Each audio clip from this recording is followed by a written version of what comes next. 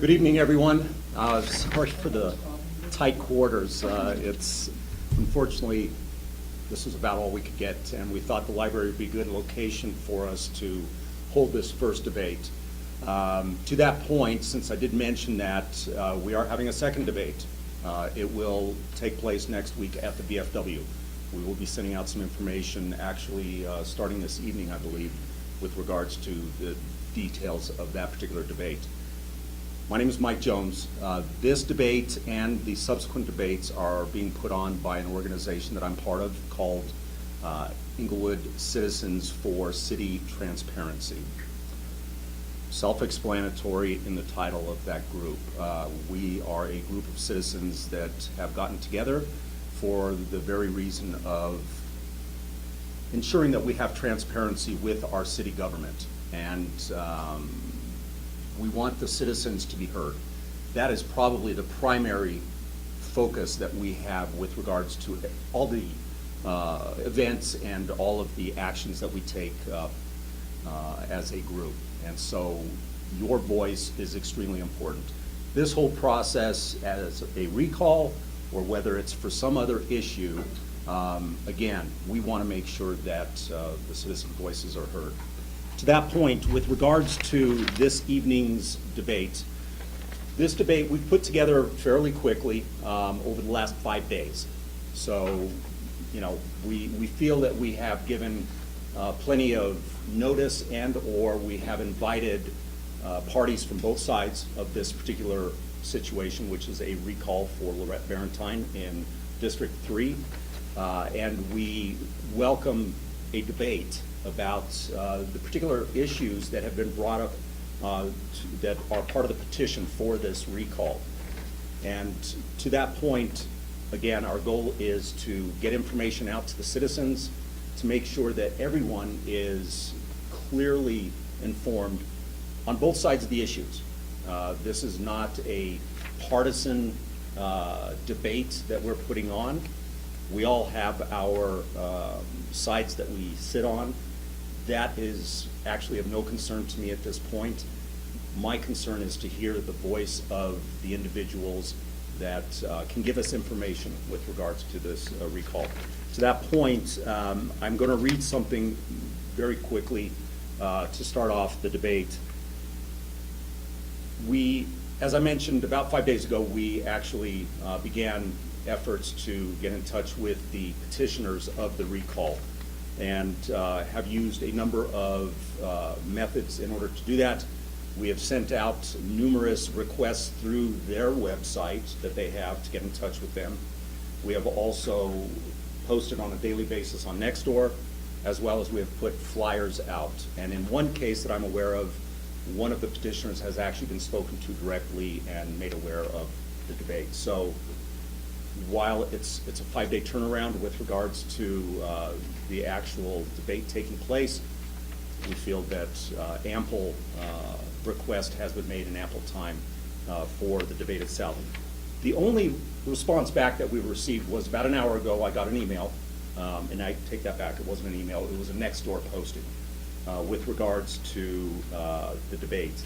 And if I had my glasses, which are on the table there, and I am getting older, so this would be ugly if I tried to do it without my glasses. So one of the petitioners did post on Nextdoor, and I'm just going to read verbatim since this is their only response, and I want to make sure that everyone understands what has been communicated. The Barentine debate is a total setup. The members of Englewood Recall Committee declined to be coerced into participation in this or any debate initiated by Lorette Barentine or her supporting organizations. These kinds of political maneuvers and distractions to manipulate Englewood's voters are typical of the conduct that has led to the recall election of Lorette Barentine in the first place. As much as she would like to make her recall about other people, Lorette Barentine is the only person on the ballot, and she needs to be accountable for her unprofessional, disrespectful, and unbecoming conduct. This behavior is counterproductive to the best interest and future of Inglewood. It is a false statement that anyone from Englewood Recall Committee had been notified of the impending event prior to July 29th, when it appeared on Nextdoor from Donna Jones. Englewood Citizens for City Transparency was not formed until July 20th, less than 2 weeks ago from this writing, per their official registration form filed with the Englewood City Clerk. An email was received on our website requesting the committee to identify our debate participant on the evening of July 29th. At the same time, it was posted on Nextdoor. Barentine's strategy of setting up debates has been taking place for several years in our city, selecting a date, moderator, venue, questions, and format by groups Barentine is associated with and has been instrumental in starting, such as the Englewood Citizens for Open Government and now Englewood Citizens for City Transparency, without the knowledge or the opportunity of the debating factions to participate in the organization of such debates. We do not agree that this strategy is open or transparent. For additional information, videos, and issues, go to the englewoodrecall.com website. That is the statement we received back from them. The two issues that I will bring to light, and then we will proceed with this evening's discussion. Our group, Lorette has nothing to do with our group. Our group is, again, as I mentioned, was set up to be the voice of citizens back to the government and to bring to light those issues that are affecting each and every one of us. The issue with regards to not wanting to be part of any debates, when in reality this is a little bit different than a typical election debate, if you will, where you have actually two sides running against each other. This really is a debate in response to the accusations, the allegations made on behalf of the recall committee against Lorette, and an opportunity for not only Lorette to respond back, but also for a dialogue, which is what we wanted to have, for them to support their side as well. It's easy for people to make allegations. We have seen that in the last election cycle and see it today. That is nothing new. However, it is important that we are able as citizens to get the information directly from the individuals that are either making the accusations, or the individuals that are being accused. So that is our goal here this evening. We have handed out some cards for additional questions. We hope we have some time at the end. If you have questions, again, this is an open forum. We would like to ask those as well. Our moderator this evening is Doug Clark, and since we don't have an individual from the other side, I will ask Doug essentially to sit at the table and have a discussion with Lorette, and you will see the questions that Doug has, and they are specific to the allegations on the website of the recall committee. These are not pre-canned, one-sided questions. These are the issues that have been brought up already and have been out in the public since April. So this is not a blind side for anyone. So again, open transparency here. I welcome Doug to come up as well as Lorette. We are filming this this evening. We are going to be putting this out on YouTube, and it will be out on a number of websites. So for those of you who are not seeing this evening, you have an opportunity to hear some of the questions and responses back. Yes? Could you just break down real quickly, just in terms of that group that you were talking about in terms of membership? The one that you said that you're part of? Englewood Citizens for City Transparency. Could you just help me out with whether those are, all of them are residents of Inglewood, and do they live in, I'm just wondering where they live and what districts they compose of. Good question. So every member of this organization is an Inglewood resident. They reside across all 4 districts in Inglewood, so this is not district-centric. And it was created when? We created this a couple of weeks ago. 2-3 weeks ago, officially. Now, as far as, you know, this and the individuals that are part of this organization, as far as them getting together and myself being part of this, it probably goes back closer to the first of the year. Thank you. To that point, Doug Clark, thank you. Good evening. My name is Doug Clark. I am not an Englewood resident. I'm a resident of Littleton. I have been on and off the council, Littleton's council, since 1995, 3 or 4 times, I forget which. It's been a while. I was mayor for 4 years. I have worked with Randy Penn and Jim Woodward, who are, I guess, proponents of the recall, as well as working with Lorette. You may not know that Littleton has a number of relationships with Inglewood. Littleton and Inglewood co-own the sewage treatment plant. We share the expenses of the hazmat and do a coordinated hazmat cleanup. Once a year, we share expenses on the 4th of July, and we share equipment. In fact, in the last 2 weeks or so, I've seen a big pavement grader with an Inglewood logo grinding down the pavement a couple streets north of my house. And I know that we have shared boom trucks in the past with Inglewood. So we have a long-standing relationship, but I am not an Inglewood resident. When I was asked to moderate this, I came up with 3 questions. And the idea was that the proponents of the recall would have a chance, would be asked the question to basically explain 3 of the specific allegations that they're making, and then Lorette would have a chance to respond to that, and then both sides would have a chance to rebut each other. Since we don't have a proponent for the recall, I guess I will attempt to describe the accusations as best I can, quoting from their website, and then give Lorette a chance to respond to that. Since I didn't know that they weren't going to show up, I created 3 questions. We have to be out of here in an hour and a half, and then after those 3 questions, then we have 3x5 cards that you're all welcome to put down your questions on. Somebody will collect them up and then group them together and push them up. Anyone else that You guys would like cards, we have them. And you can fill them out all the way through the evening if you want to.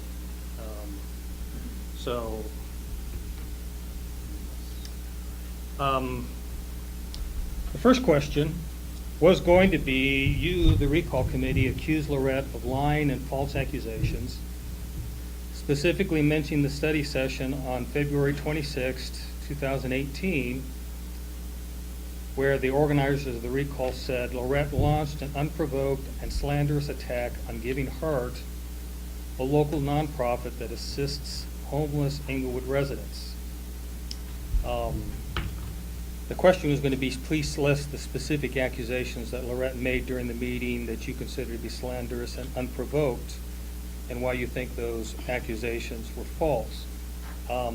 Given that we don't have a proponent for the recall, I do have the pages printed from the website, and so perhaps I could read a portion of the page and that would suffice. So the first one's titled False Accusations, Giving Heart. Oh,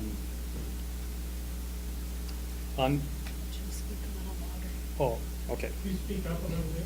Yes, sir. I can, actually.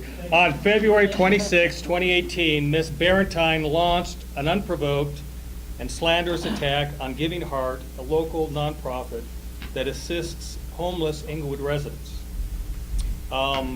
And then the website lists, has a link for that specific study session. Goes on to say Ms. Barentine's attack begins around the 2-hour, 50-minute mark and paints a picture of Giving Heart as a public nuisance and a hotbed of criminal activity, drugs, violence, the whole works. Ms. Barentine's claims are lies and distortions throughout. The Englewood Police Department's assessment of activity around Giving Heart paints a very different picture. Quoting, "I conclude there is no evidence to substantiate the claim of criminal activity due to Giving Heart being located in this block. Nor is there evidence showing Giving Heart to be deemed a nuisance property," end quote. So I guess that will have to constitute the specific accusations. Unless somebody wants to time for me. Can I respond? No, you may not. Do you want to be recalled? I will attempt to time this so that we get out of here tonight. You have 5 minutes to respond, and those are the accusations.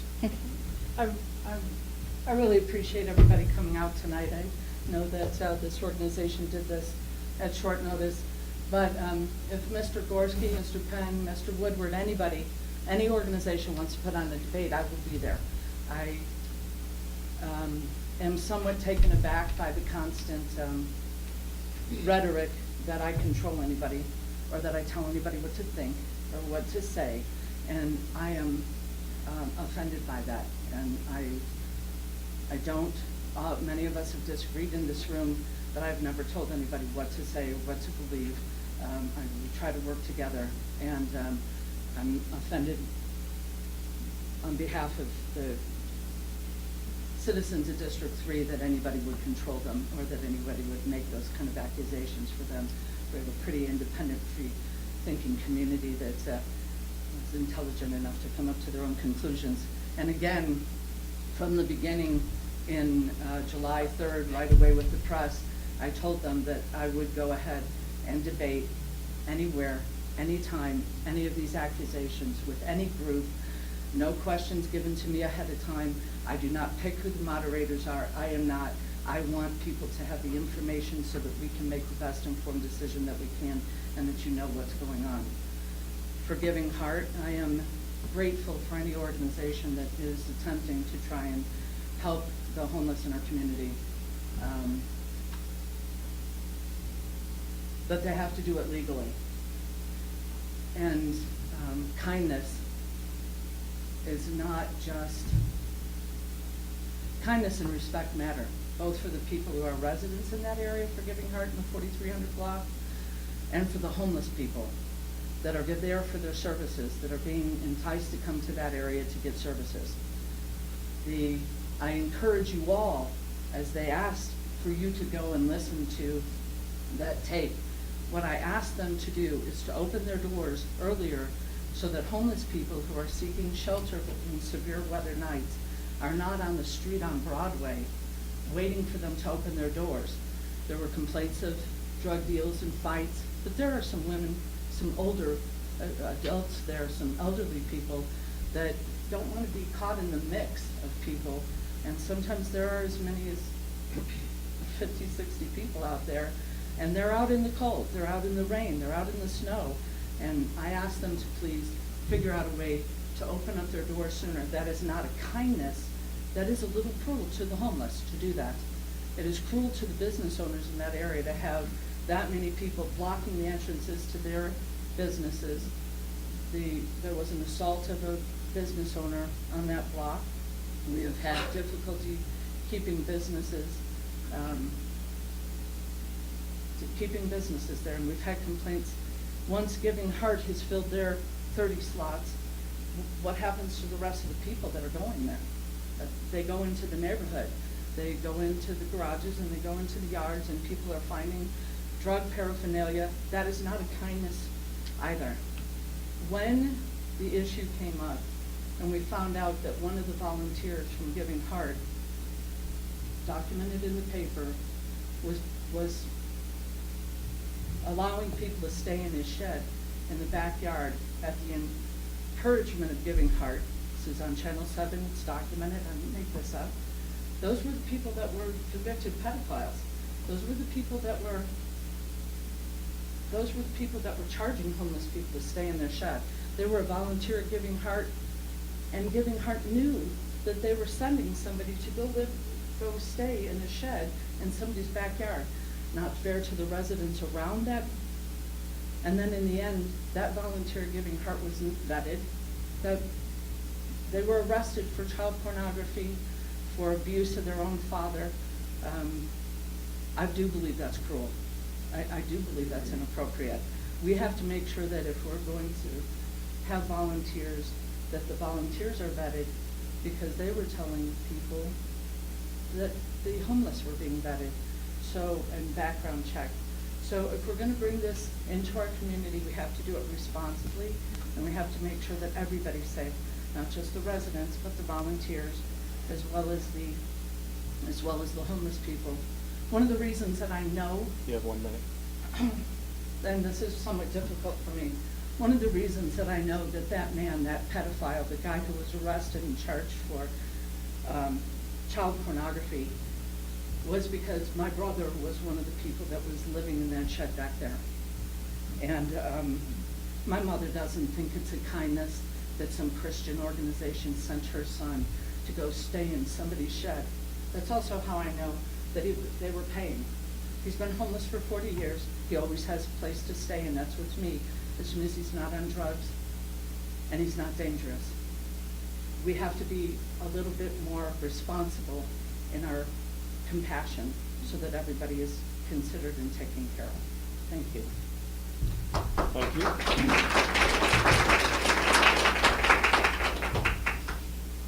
All right, the next question was to the recall proponents. You say Ms. Barentine's pattern of abusing power and exercising improper influence goes back a long way, and list an incident from 2004 when a debt collection attorney took Ms. Barentine to court in order to collect $320 in bad checks passed at Walmart.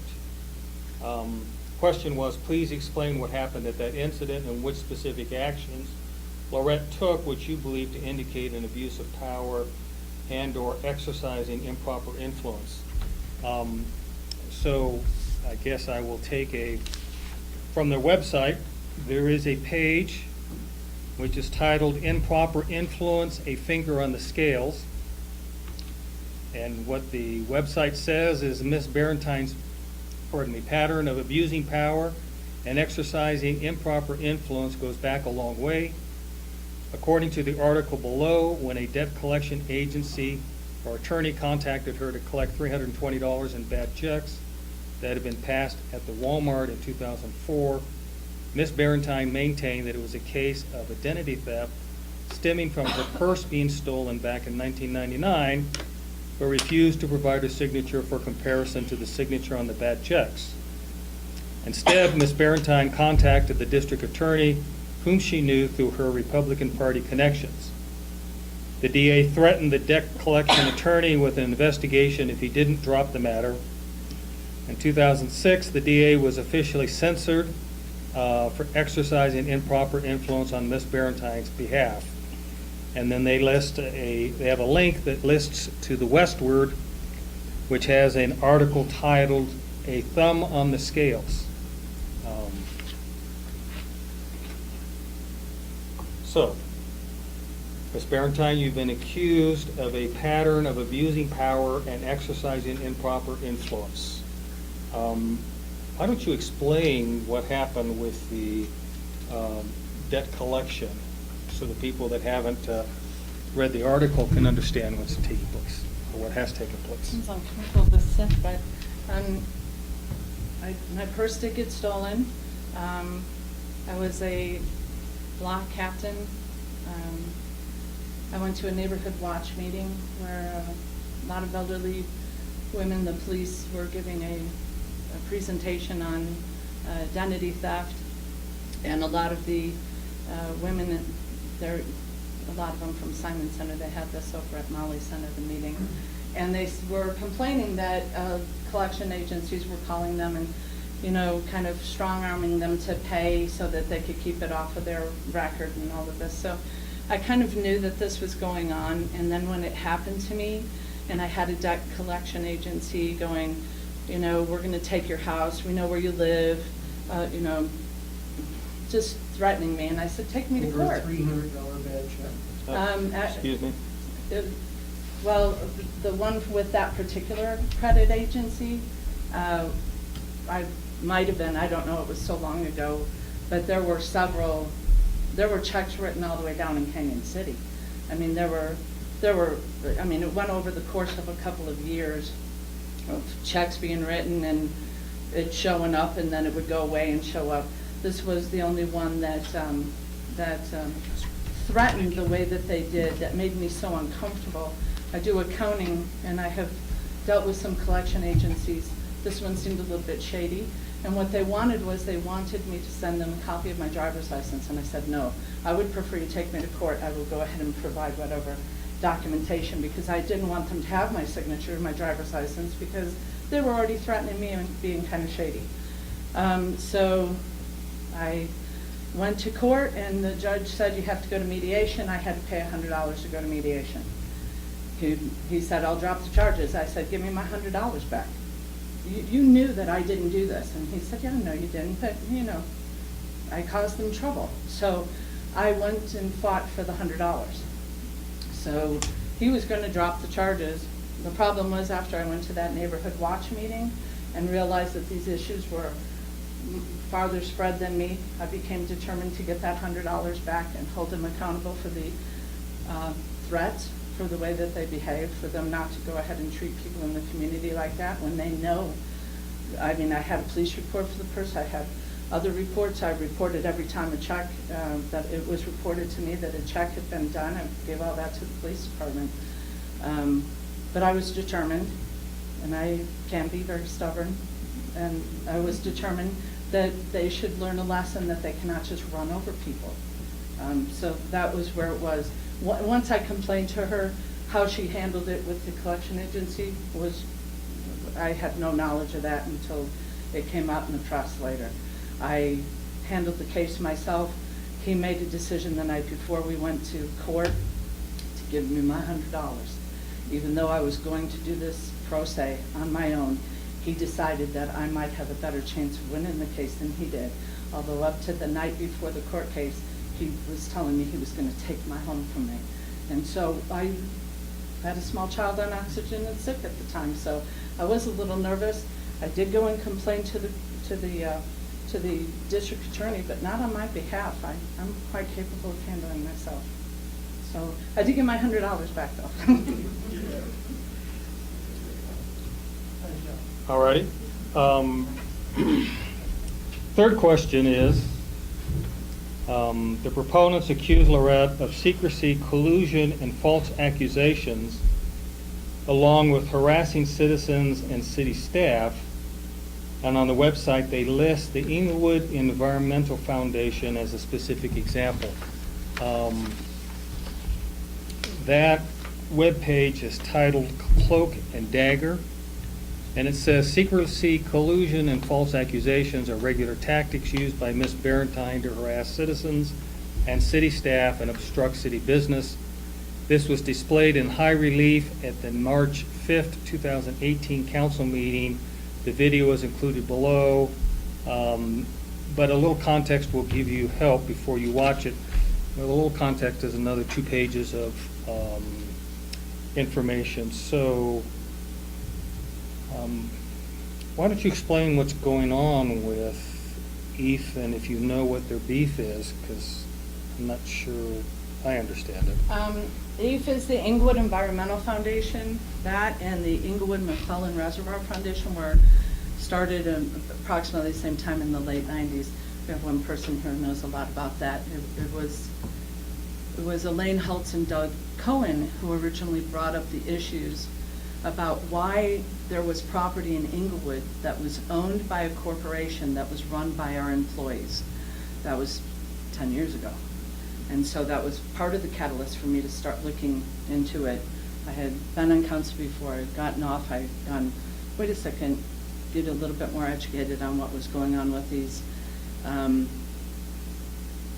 A certificate of participation corporation is started basically, and this is my opinion, and fact, is that what happens is that the corporation is given assets of the city, what you guys own, the city center, what was Cinderella City.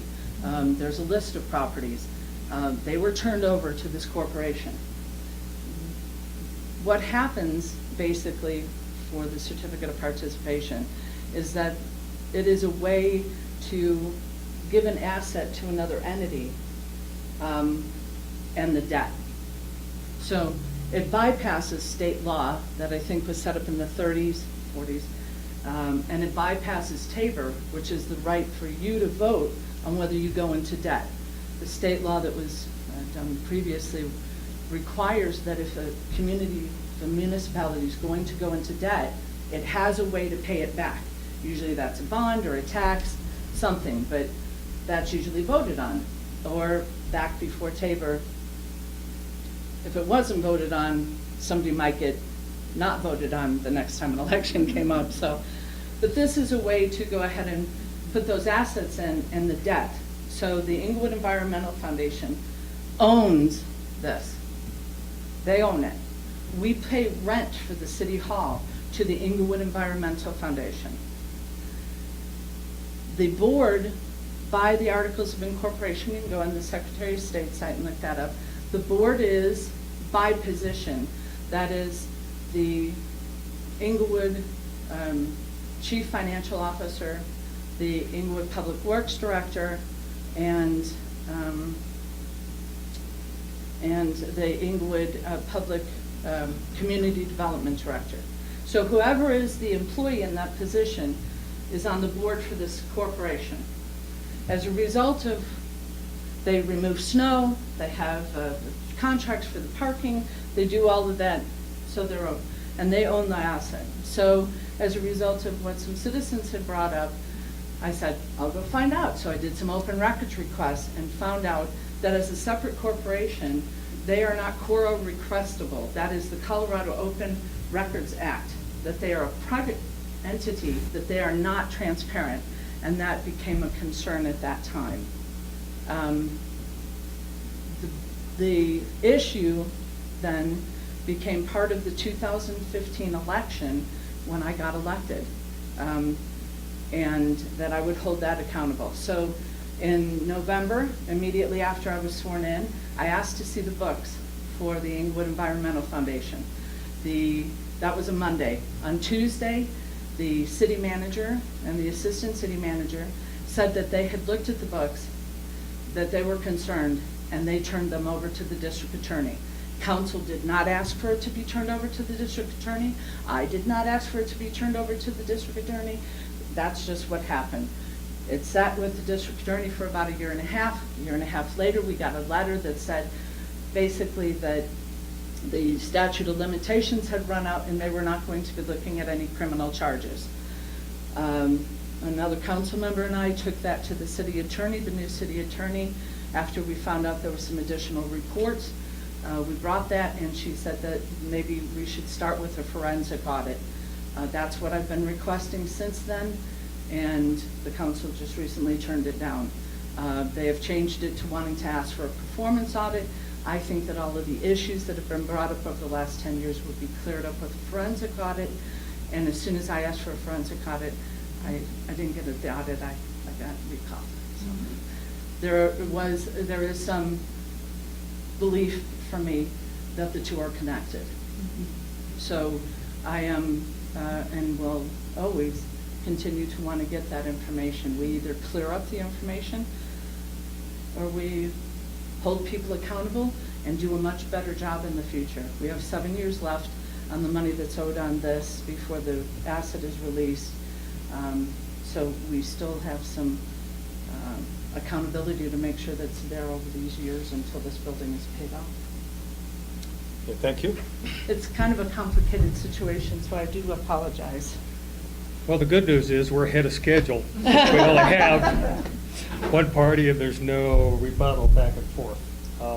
So are there, yes, cards with questions? So are you finished with all your questions? They had- I had prepared 3 questions. The idea was that there would be an introduction. Each party would get an introduction. Then the question would be asked, and each side would get 5 minutes, and then they get 2 minutes to rebut each other, and so that would take an hour if the people were actually there. So yes, those are the 3 questions that I had prepared.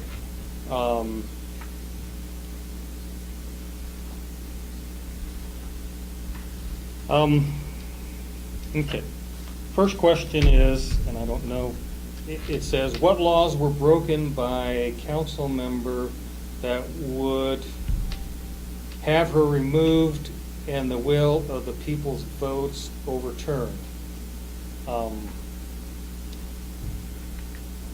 don't know that you can answer that, but you can give it a shot if you want. None. Okay. You haven't been around.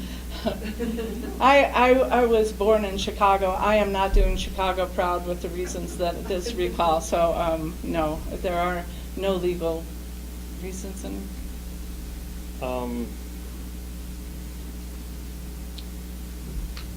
First question. Okay, the next question is, what happens next in the recall process? Does it go to a vote? The ballots will go out on at the end of August, and they have to be returned by September 18th at 7 p.m. Okay, and Yes. Mail-in vote. There were 366 signatures needed for the recall. I believe that they were turned in at the end of the 60 days. I have 5,232 registered voters in District 3. And so after that process started, then it became the opportunity for me to finally be able to talk and address the recall, so, and for the other 5,000 people to talk here. Okay, some of these questions are not related to the recall, so I'm going to wait and do them later. But are they interesting? To be fair, I did tell him that he asked for anything. Oh, okay. Oh, Some of them are very interesting.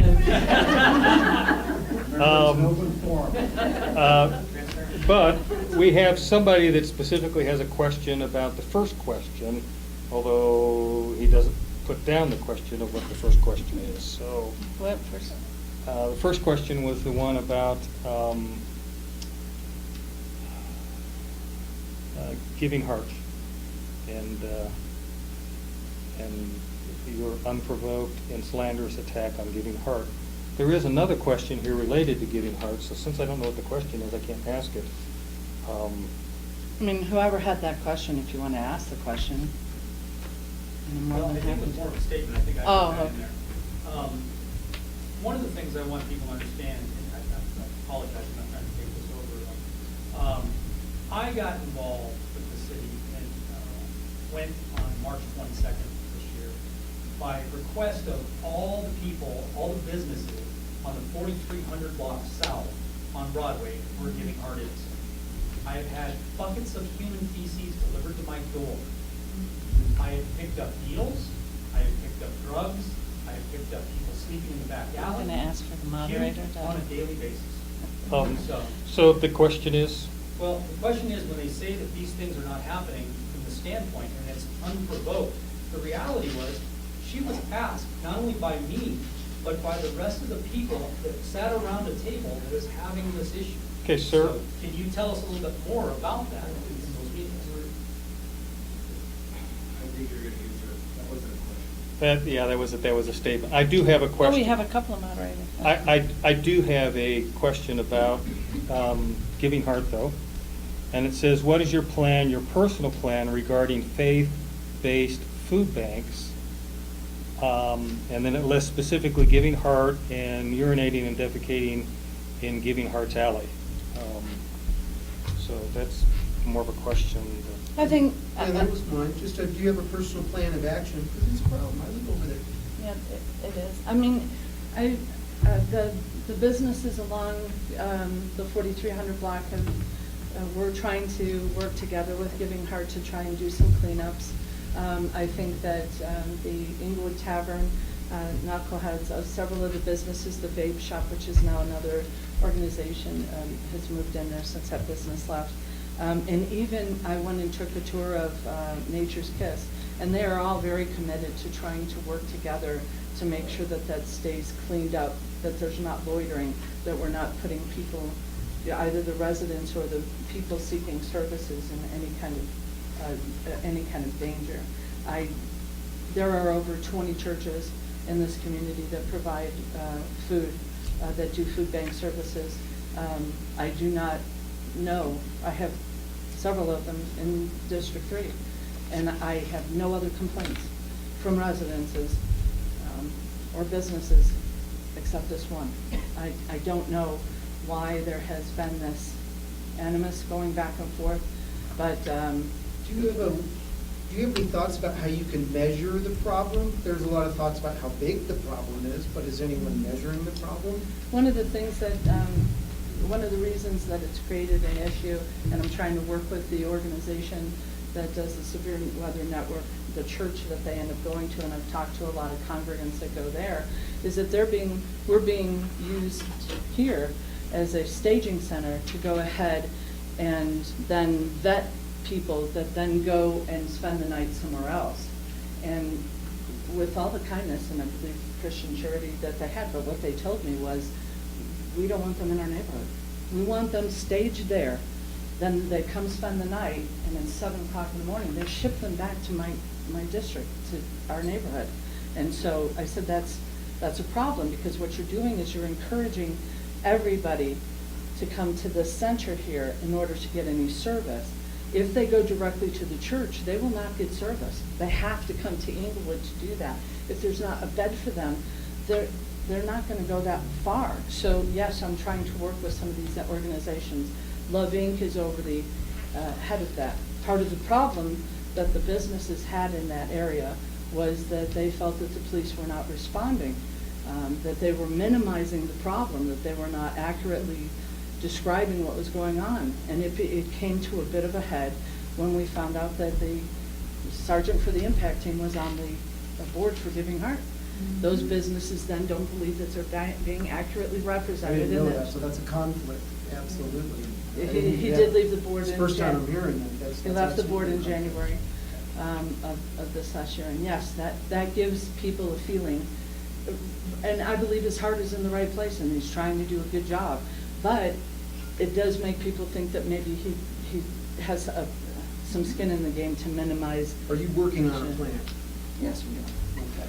How long do you think you can announce a plan? I know you don't have it all figured out tonight, but, I'm gonna, go ahead. I mean, just, like 6 months? Until you can announce something? I think This- that, We expect it's gonna get worse. yeah, you have a huge grassroots organization that's come out of this because they didn't believe that Change the Trend was working, that maybe the police activity wasn't being addressed, and so I would suggest that you talk to the people that You're are our here. leader. You got a plan? I mean, are you working on something? We go with Okay, I've you. answered you as well as I can for the Yeah. forum that we're in Right. tonight, but I will be more than happy to go into more depth if you want to speak to me. Okay, I have another question that's actually about the recall, sort of. And the question is, how many registered voters live in District 3? And how many signatures were collected for the recall? I think I answered that already. It's 5,232 registered voters last Okay. time I counted. That's Alrighty. only the registered voters, that's not our population in District 3. We, Okay. yeah,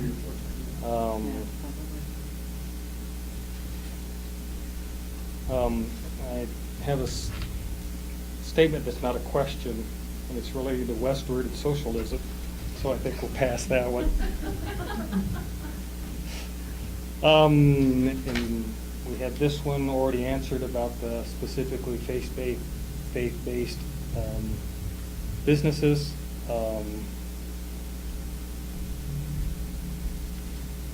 Okay, I believe that's it for the recall questions, but we have a couple other general questions. One is about Kmart.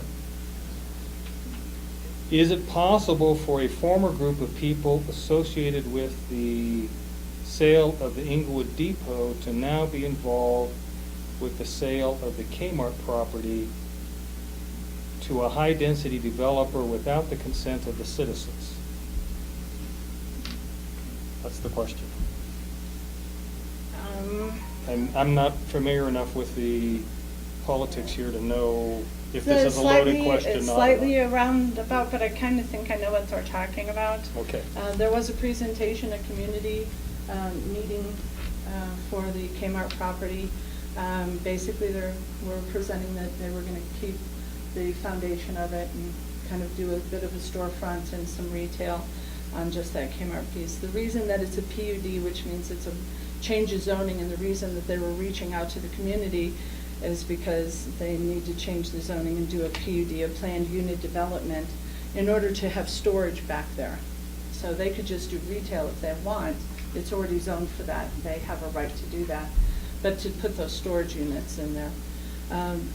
The problem is that everybody in our area, District 4, and Littleton area behind there, was concerned that it was going to go for a high-density development, that it was going to be apartments again, and that is not what they presented.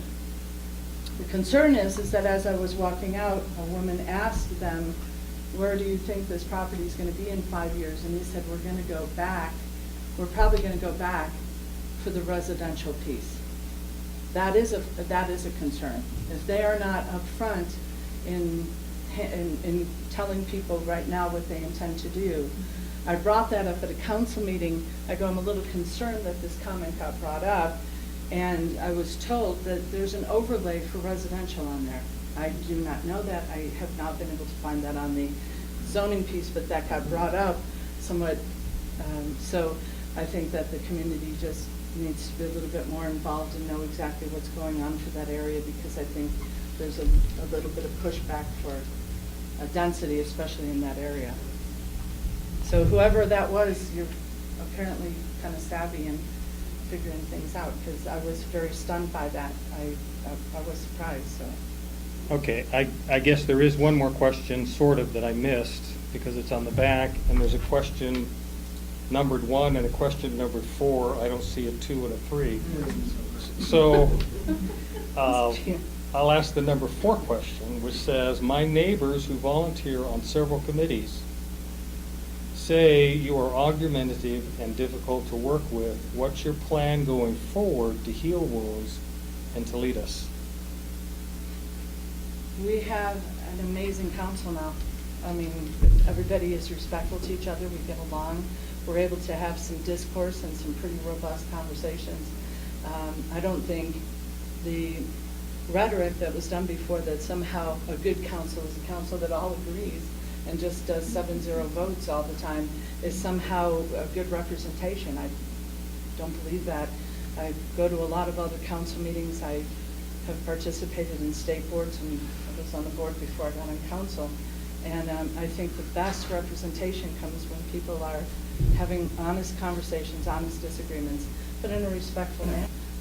I think that Cheryl Wink and Dave Cuesta coming onto this board has been a great asset, and I think they're doing a good job. So we're all, including Mr. Sierra, who just came on too, who I'm enjoying working with, and it's been fine. I didn't change, but some of the people on council did, and I think that we have a good, respectful group of people that are working together. Okay, the question number 1 from the card says, the last 12 months, District 3 has had rowdy crime-filled blocks, car theft, meth house, booze bottles in yards, etc. This is up around Catholic school by All Souls.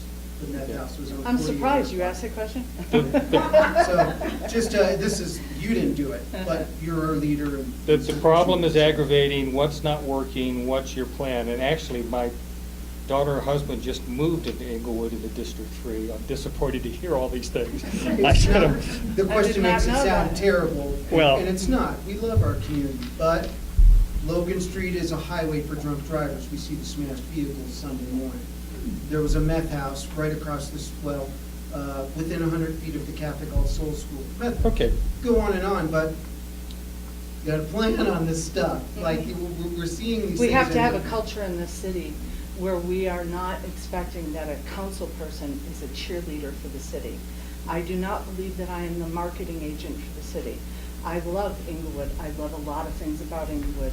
But just like my home and my own family, you can't fix things if you're not honest. And if we create a culture in the city where you can never criticize, where you can never bring up anything that's bad or anything that could be done better, we don't get better. I mean, I don't expect to stick my head in the sand, and that is exactly why, maybe I'm being recalled. So I think that we get better. I have admitted mistakes I've made in the past. Supposedly I'm not really an accountant from 2003, but then it's 2018. I went to school. I'm not the same person I was in 2003. If anybody in this room says I'm the same person I was a year ago, well then shame on you. You should be growing. You should be expanding. You should be doing better, learning, getting out there. And I certainly have. And I see things differently now than I did when I was on council the first time. And I know how important it is to have that kind of representation, because I know how people can suffer when they don't. Now, that would mean that we have to be able to honestly bring forward concerns we have about the police department or how they respond, without everybody all of a sudden deciding that we're beating up on anybody. We are a community. We just gave $32 million for a new police building.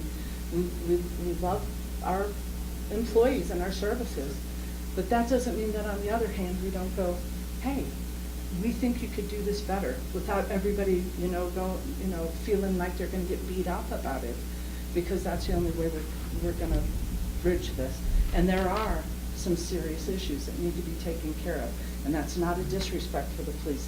That's honoring them to say, hey, here's how we could get better. Here's how we. But there are some problems. We just want a plan. There are some problems. That's all I'm saying. Do you have a plan? Yes.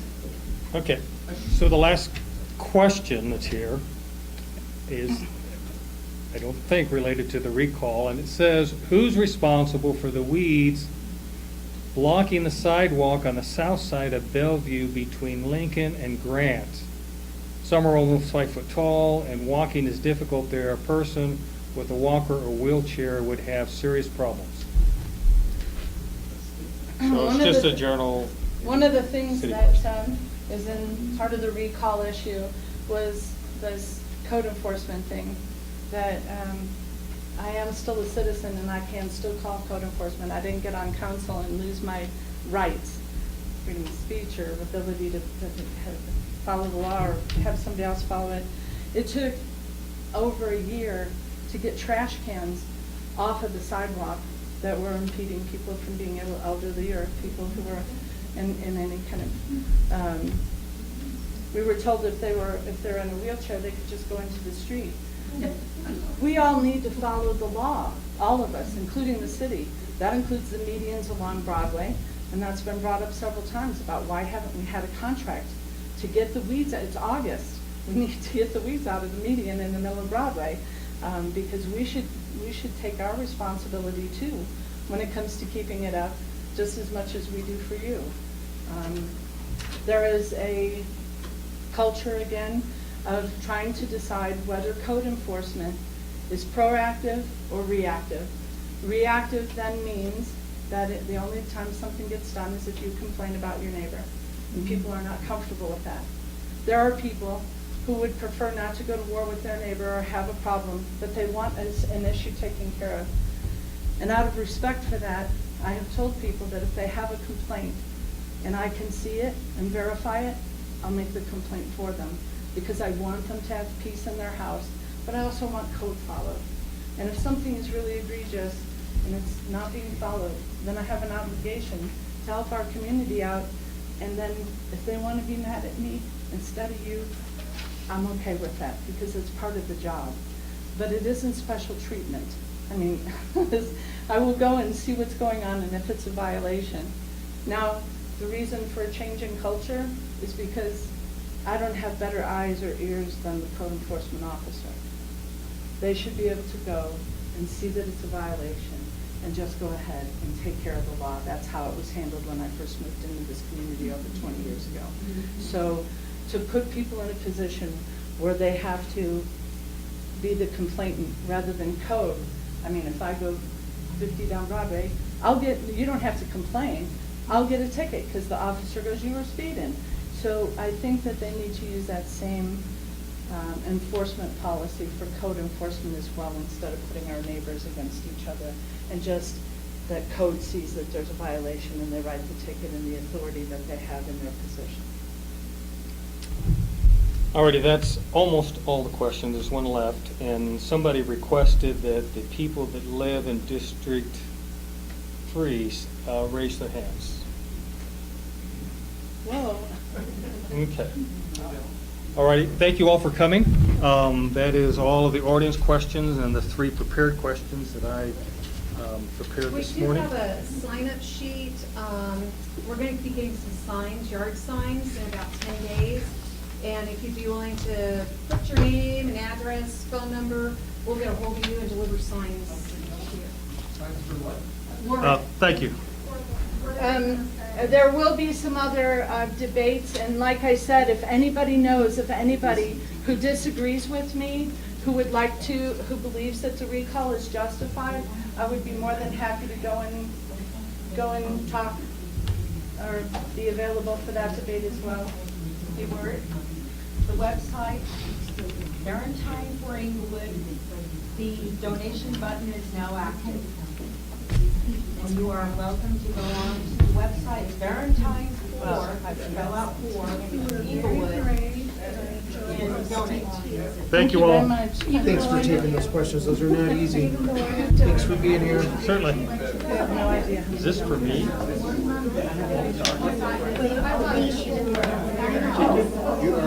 Because I certainly need more time. Thanks for coming, Doug Clark. She wanted the army to pick on us. We get